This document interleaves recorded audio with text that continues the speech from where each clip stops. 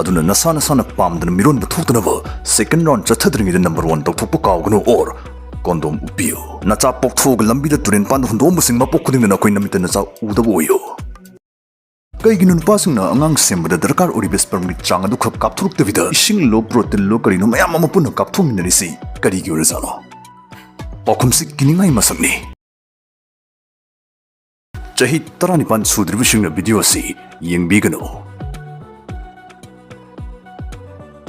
Adom Nupagi Pambi Mahi Simangi Matang Te Khangjabasing adu loina thongnau da langthokro maramni madu aranbana pik thalli hoi masi haktinabagi lasin da kapthorpa mahi duni haiba budi chumi adubu maduni yadri loidri masta adumna khangdaba kiyamsu bari da leiri masi maramda Kudamoina Shimangas Spermgas Fall, Jump Manaba Putna Divers, Kangdabadon, Kiama Soidana, Yobidon Kini. Aduna Nasigi yam interesting over video Sagekoi, Nupagi Pambi Mahi Siman, Amasung Nupagi Pambi Maru Sperm, Anisigi yam on top Parakra, Lokshin Kra, Tansin Nasi. Simangas Spermgasi, Masi Jump Manaba Putna Te, Hijakre. Sperm Hibusna, Nupi Mirula Nava, Angang Semnabadongi DNA Tankai Mayor Nupagi, sex cells aduni. Manipuri the Massive Kuna Pambi Maru Haraga Kangne. Aduga Simon Hadis the Yongchak Maru Tong Buduni.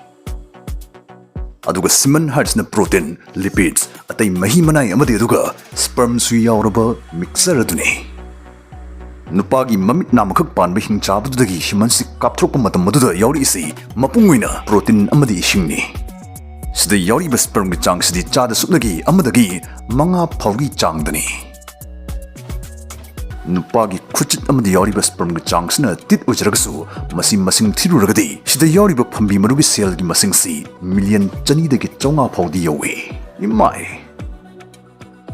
Adubu percentage lomdadi tit khaktamak oibistai da masta adumna hangningam bayai kaiginu nupasingna angang sembada darkar oribes sperm gi chang adu khak kapthuruk tevida ising low protein low karino mayam amapuna kapthuminarisi kari gi orazano pokhumsi kiningai masakni phagi tobune Nupagi nungsinongmaina lasin da kapthuruk marusi mishi khakna tavi Hanuman mathi Brindaban marum loin tosin naraga kapthuruk pai maramde nupi gi vazaina moigi phuphusi yam minungsilei tabdum batam thiba mafam amoibagini Nupigi chabok system masi sperm gidamungtadi khudong thibana thanba koilas thadaba amamba lambini aduna sperm na angang semnaba nupigi marum ama yoroknab gidamak magi bodyguard oina mathau toriba siman sigi manungda tonga lakta yade mathantaga lagadi acidic oikraba vagina gi lekai staidama mikup ama phanasu hingwai doribani Nupigi chabok system bu jackson senariba mokhoigi immune cells nasu moibu hek ubugdum hatpikini simangi mateng yawdragadi sperm sipum napum ngaktani haibani Aduga Simon su sperm sunatava nupana chitringi mamang na thurakba pre-ejaculate adana mahi amagasu leiri Sigi mahi sin nupi da changkragadi masnadi angang mirolan bidi oithopra bro adana aingonda thaina hangbirakhibasu leiki pokhum taminase Pre-ejaculate hariba mahi sidi phambigum aludagi sungakpanate sidi Cowper's gland hariba cats dagi sungakpani Masin Nupagi lipstick maton sin nanhalaga haktin na smooth oihnaba thorkpa mahini lubricate ni dana thazanai Pre-ejaculation si mathandana angang mirolan badi ngamde oithokte adubu tawutabu nupaduna hojikta chitkidangari bana magi urethra haide yung utong phambi utong duda masa phaba sperm khara hingaga leningida matai manauduna yam thuna second round amuk chathaba targadi pre-ejaculate tuna urethra da leriba hingiba sperm do nupidu gi vagina da chanslaptuna nangna second round gi chitringida nupidu mirol hankiboi thoi aduna nasana sana pamdana miron bathuktanaba second round chathadringida number 1 tawthokpa kawganu or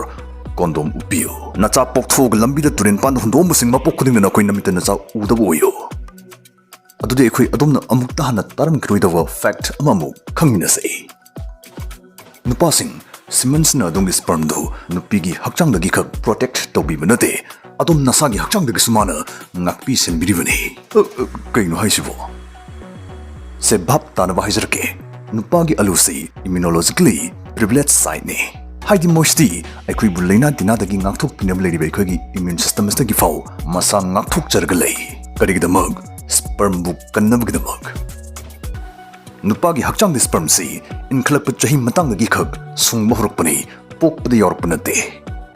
Maramsina aikoigi immune system na makoise aikoigi hakchanggi asengba machak amani dana khangba ngamdabana sperm na aludagi hek thorukpaga makoise immune cells na hatkadabagi koitan tanai hotnai sidasu simanna sperm bu gunda toriba immune cells singdagi kanbi doribani nungsidro sperm gi wari seso Ronaldo Messi gi wari na kishu helamoida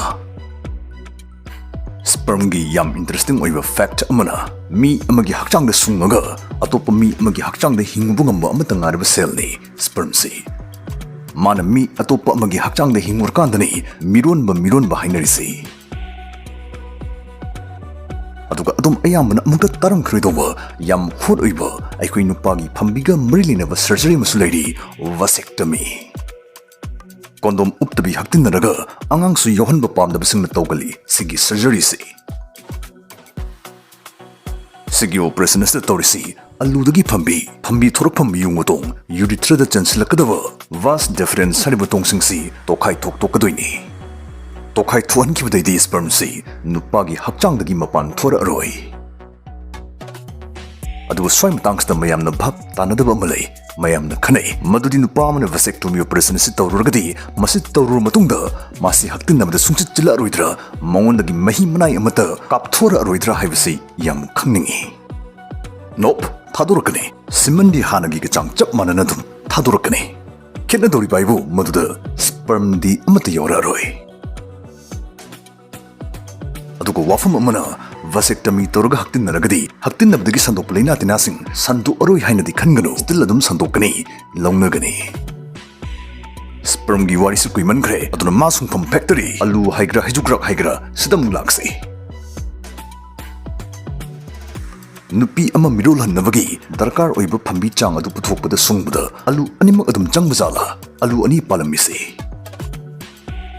nupi mirol hanbadi sutnagi alu makak panba nupanasu adum oithoi ngammi swai matangsda yam interesting oiba wafum amana karigumba nupa amana accident da boiro magi alu na mamang ki bataragadi lemhuri magi alu amadu phambi hena marang kaine sungbo oithorukna ba yanaba kitang pau chawkhla I hairi magic video solution kadore ekoi aroi boina fact matanga khangminarasi Madudi adomna siman se amukna mayam chitle amukna khajikak chitle siman mayam chitpa khajikak chitpasna adom fertile oiri chabuk phari phatre haina lepe yade lali maramdi siman mayam chilagasu khajikta chilagasu madudi yoruk turbis prumgi changde dum amhane 1 to 5% adugi changda dum yoruk turibane aduna khenagadorisi adongi protein lipids atai mahi manai sing adu doini maru oribis pram madudante Kalak yang tibu kudong tibu na talaba taibang state nupagi phambi maruna kayam to na hing yaibsa dom suidna khangbiram mogane aduna masigidi kainarasi bidai